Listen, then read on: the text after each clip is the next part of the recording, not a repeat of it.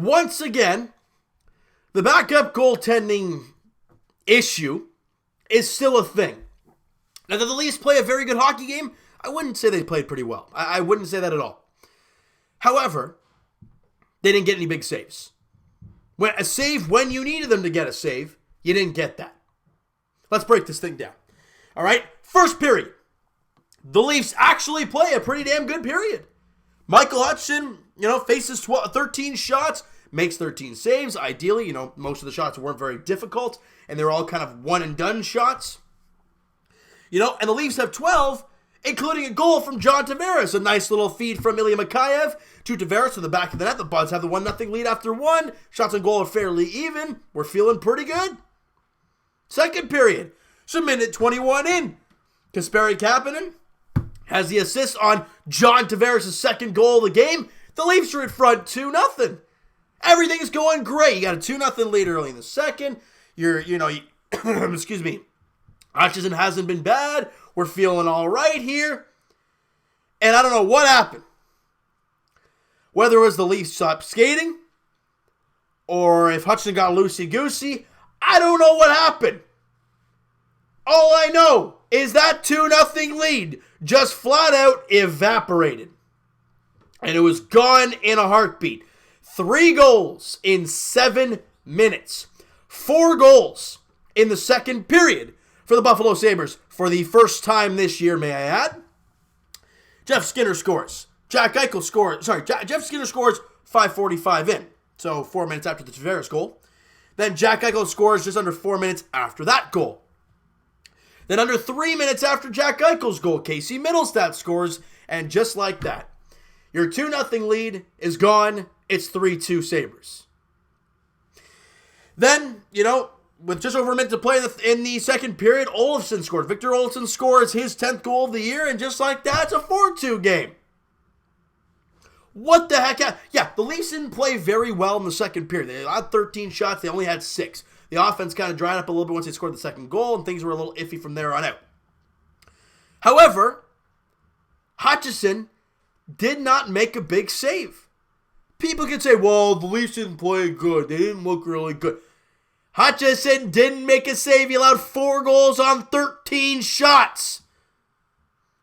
Yeah, every goalie is not going to have an easy save right to the chest every single time. Sometimes they got to make a pretty good save to keep your team in it. Hutchinson, all year long, has not been able to do that. Ladies and gentlemen, and a goals against average of 4.44 coming into the game and a save percentage of .871. That is atrocious. A record of 0-4-1 coming into this game. He's been awful. But with Sheldon Keefe coming in and the team playing better, we're like, hey, give the guy an opportunity. Kind of hit that reset button. Clearly didn't reset because it looks awful out there. Now, the Leafs go into the third period down 4-2, but hey, this team we've learned can score. And especially lately, they've been scoring a lot. Just 6:50 in. A great job by Timashov getting the puck deep into the offensive zone. An incredible job by Spezza to get the puck and really not take a hit. It was a great sneaky play by Jason Spezza, who's been great lately since Mike Babcock has been moved. And then he centers it to whom? Timashov, who starts the play, and he beats Linus Ullmark, making it a 4-3 game. And it's only 6:50, and there's still over 12 minutes to play. We're feeling good here, people. We're right back in this. Not even 2 minutes after that, Austin Matthews tries to stick handle in front of his own net. I don't care who you are. McDavid, I don't care. You don't do that. You don't stick handle in front of your own flipping zone, in front of your own net. Because a lot of the times, it's a disaster. When he loses it once, he tries to get it out, it hits the back skate or whatever. He hit the back of, I think it was Andreas Johnsson, on a platter for Jimmy Vesey. So that's Austin Matthews' blunder. The problem I have with this one, though, Jimmy Vesey doesn't even shoot the puck. He goes for the backhand angle, he loses the puck, but it slides 5-hole ever so slowly right through Michael Hutchinson. Are you kidding me? So any momentum you had after that Timashov goal, gone. Oh, this team. The moment we think they're finding something, they do that. Then, 4 minutes, less than 4 minutes after that, great job, a really great job, Nick Patan down low, centering to Kasperi Kapanen, who beats Allmark, and we have just under 8 minutes to play. There's still lots of time. And the Leafs just can't bury anything past Allmark after that. And then Eichel scores the empty netter, and yeah, whatever. Jack Eichel's Jack Eichel. We all don't like him up here because he's a little snub, and we all know what he was like in college. A little, we're not going to, you guys can insert the word if you'd like. I will not. And that's it. Leafs lose 6-4. So what do we take away from a game like this? All right, everyone's going to be like, well, you lost to Buffalo. You guys are pretty garbage. Montreal lost to New Jersey yesterday. At Montreal. So let's just pump the brakes a bit on the Leafs or garbage train. What we've learned is that Michael Hutchinson is not a backup goaltender. And you got to play a full 60, guys. You just can't, no matter who you're facing. Look at that game against Detroit. Again, it's Detroit. It's a really bad team. But you played from minute 1 to minute 60 and you won 6-0. You dominated every part of the game. Here, you played a great first period, parts of the third period, and the beginning of the second, but in that frame about, 5 minutes into the second period till the end of the second, all bets were off and the Leafs couldn't do a damn thing. So, I don't know, you guys want to pin some blame on this game? You guys go nuts. All I gotta say is I'm proud of the guys for fighting as much as they did, because with that goalie in net, I don't know how you can trust them, because I don't. I really don't.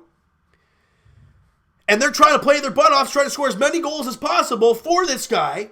They hang him a 2-0 lead, and then down it goes. You try to come back, doesn't even shoot the puck, does Jimmy VC, but it slides 5-hole. I'm not gonna blame Hutchinson 100% on that, because Matthews, you just never do that. You never fire the puck up the neutral zone, especially when you're kind of bobbling the puck and it's kind of like a Freddy. Get it out of the way. You don't do that. Matthews, you know that. He knows that. And that's a play he'll probably not make 9 out of 10 times. But that one time was tonight, or this afternoon, this evening, whatever the heck you want to call it. So was this a great game?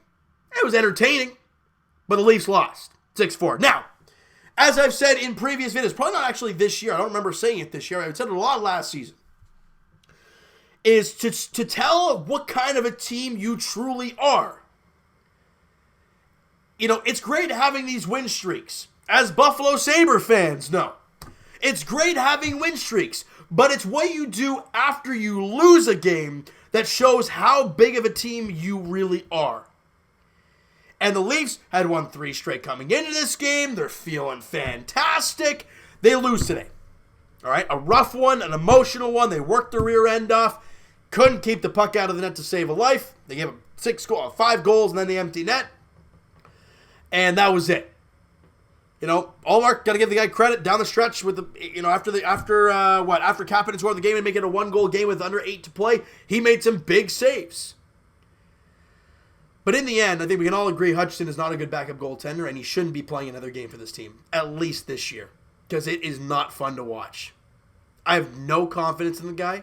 Absolutely none. I don't think the Leafs players do. As much as they're probably going to get to the media and say they do, and they got to play better for him and blah, blah, they don't have faith in him. How can you have faith in a guy who gives up 4 or 5 goals a night? Making you score 4 or 5 goals a night. Because he's been used to playing the good teams. That's what Babcock was, second night of back-to-back, no matter who they're playing. He played Boston, he played all these crazy good teams, getting absolutely pummeled. He played on the first night, which I thought was the right move. That was if you guys watched the last video, that's what I mentioned. I said they should try that. They did. It was still bad. So, I don't know. You guys can make suggestions. If you guys got any names you think this Leafs team should pick up, and don't go Carey Price or anything, because we all know that's not going to happen.